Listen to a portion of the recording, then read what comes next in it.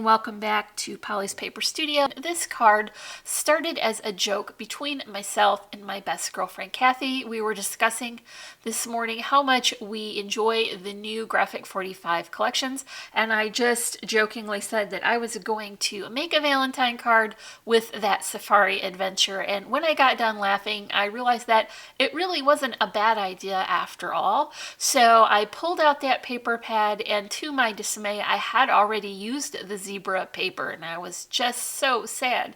But I went ahead and pulled some of the layering elements out and some of my dies, and I created a very untraditional Valentine card with a nature inspiration. I think it's a warm and richly colored, and I just love how it turned out. So stick with me and we will make this together. Here's that safari adventure from Graphic 45. They have recently re-released this collection, but my paper pad comes from the original from back when I designed for Graphic 45, and I apparently am a paper hoarder and I never get rid of anything just in case you need zebra paper to make Valentines. Here's my card base. It's my standard 5 by 6.5 inch. I have finished the inside with the coordinating pattern paper. I'll come back in later and add a section for a sentiment to be added. Here is my first layer for the top. I've got a charcoal colored cardstock as my matting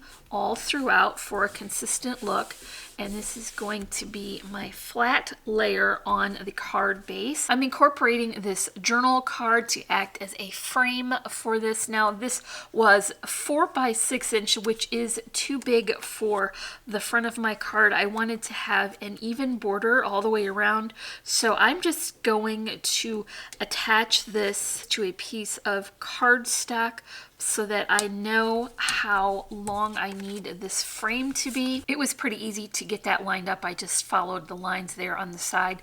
Now I can remove the backing from this cardstock and add it to the charcoal border. Then I will add my foam spacer so that I can begin to build that dimension, and that goes right in the center. We've got to neutralize this very themed background now, and I've just cut an additional piece of the coordinating cardstock to fit the opening now of what that frame size is. And then while I was at it, I clipped out one of the tags from the cut apart sheet, and I'm just going to add that as an extra detail. Now I've got my background of my heart. I've cut this with a nested heart die that has a pretty stitched edge detail, and I picked this particular pattern because I thought that it didn't contrast as much as the others, and the additional elements will show up better on it. This doesn't have spacers between that layer, but it does have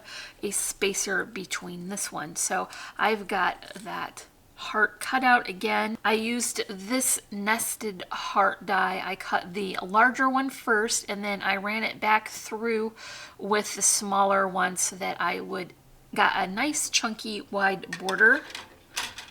And then I did add the foam to this. So this is the element that will pop up and have dimension. I've also added a bit of stickles in the platinum color just so that it would have a little bit of sparkle. And this is going to act as a frame for my sentiment. I pulled these stickers from my stash of Traveler Notebook Bin, and I've not actually measured them at all or practiced putting them on, so I hope they will work because I don't have a plan B. We're just winging it today. So I'm hoping to be able to put the word love in here, dropping those into place without pressing them down first to make sure that I don't need to adjust them to keep them at the right distance from each other and lined up. Okay, we're jumping ahead just a little bit. I did decide to do those letters off camera. I had a little trouble getting them where I wanted them spaced, so I just went ahead and did that. And we're gonna come back in now that they're finished. Here's my flower arrangement. I created these zebra flowers with that poinsettia die from Becca Feekin. That's a Spellbinders die.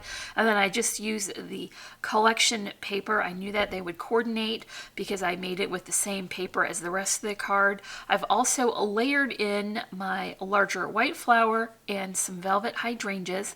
I've switched out my twine here. I would normally use an ivory burlap string, but I liked the color of this, and in the thickness kind of went a little bit better with this style of card. I did also add a couple of glitter hearts and some mirror cardstock leaves, and that really helps to brighten up this arrangement and make it a little bit more dressy. So I'm just going to add that here, and since this is a whole arrangement in one, I can move it around so that I'm getting the best view of the sentiment inside that heart. Here's my bow. It's tied from bold check ribbon from Really Reasonable Ribbon. A couple of little heart charms hanging there, as well as a vintage button and some twine. And I'm just going to attach that to the top. That's a nice balance to the larger flower arrangement. So that's it for my untraditional Valentine card created with the Safari Adventure collection from Graphic 45. I'll drop a link in the description below if you want to check that out, as well as links to our social media sites. So if you enjoyed this video, make sure you leave me a comment, give me a like, and if you're not already, I would love for you to subscribe. Thanks for watching. Bye.